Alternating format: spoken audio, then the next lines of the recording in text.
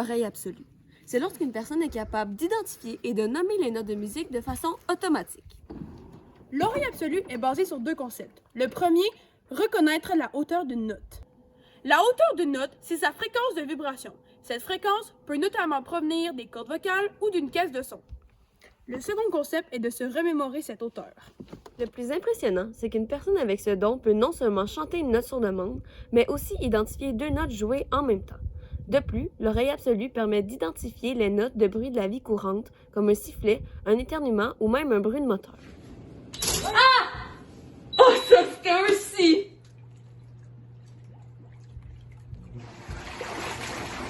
Le bruit de mes moteurs, c'est de sol! L'oreille absolue a deux variantes à ne pas confondre, l'oreille relative et l'oreille quasi-absolue. L'oreille relative est la capacité à jouer une note ou un morceau de musique après l'avoir entendu, sans nécessairement avoir la bonne tonalité. Le musicien ne verra pas la différence entre la pièce originale et la version qu'il joue.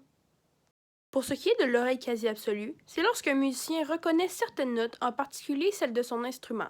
Aussi, il peut s'agir qu'un musicien discerne seulement une note, soit celle pour accorder leur instrument. Dans le monde de la science, Une grande question est posée par tous. est-ce que l'oreille absolue est un don inné? Ou acquis? Certains pensent que cette habileté est un don acquis de naissance, alors que d'autres chercheurs et musiciens affirment que l'on pourrait la développer.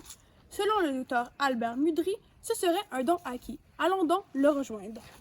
L'apprentissage précoce d'un instrument et la lecture de la musique sont les clés pour développer l'oreille absolue. La période entre 0 et 6 ans est critique. C'est effectivement à ce jeune âge que le don sera développé. Toutefois, reste que la très bonne mémoire et l'habileté à se rappeler des souvenirs sonores est innée.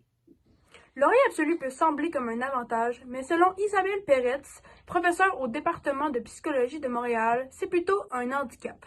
Une personne peut trouver l'écoute de la musique formidable puisqu'elle peut décortiquer en détail une chanson. D'autres peuvent trouver cela pénible, évidemment parce que le cerveau se concentre seulement sur les notes.